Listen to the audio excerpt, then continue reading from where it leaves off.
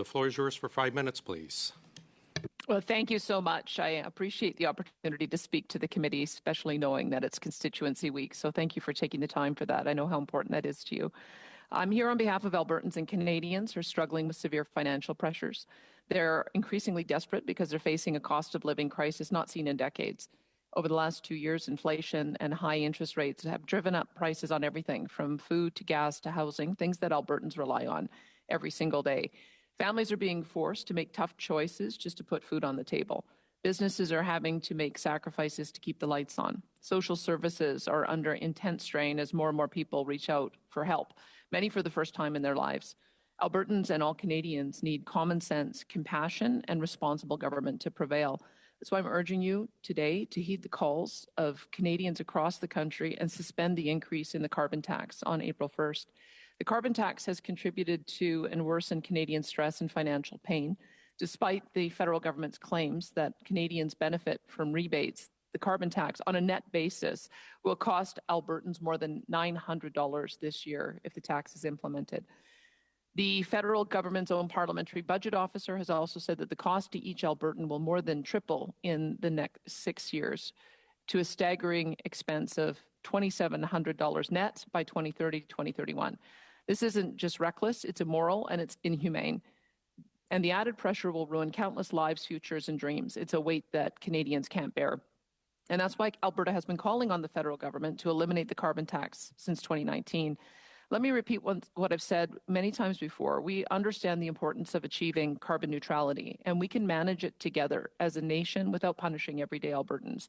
We've demonstrated as much in Alberta, where we are making significant strides towards reducing emissions. And we're doing it without compromising jobs and hurting the industries that have created so much wealth and prosperity for our country, and which will continue to do so if the federal government would just let them. Our province has a long history of climate action, with more than 2 decades of programs and policies that have led emissions reductions and inspired other jurisdictions to follow our lead. Provinces and territories must be able to create emissions reduction plans that reflect their distinct needs and priorities. Alberta's industries are steadily lowering emissions with new technology and investment, even as they compete with foreign suppliers who ignore the need to improve their own performance. And things don't have to be this way. We can effectively reduce emissions without punishing Canadians for trying to stay warm or drive to work or school or a medical appointment. Alberta's already doing it through our carbon trading market. It's the technology innovation and emissions reduction regulation, just launched actually on NGX this month, and through our emissions reduction and energy development plan, which I released last April. The only thing the federal carbon tax is achieving is higher costs. And in fact, Environment Minister Stephen Guilbeault did say it would take until 2060 for it to have an impact. As of April 1st, Albertans will pay around 35 cents in federal taxes for every liter of fuel, along with the carbon tax that also includes the federal excise tax and the GST, which is a tax on tax.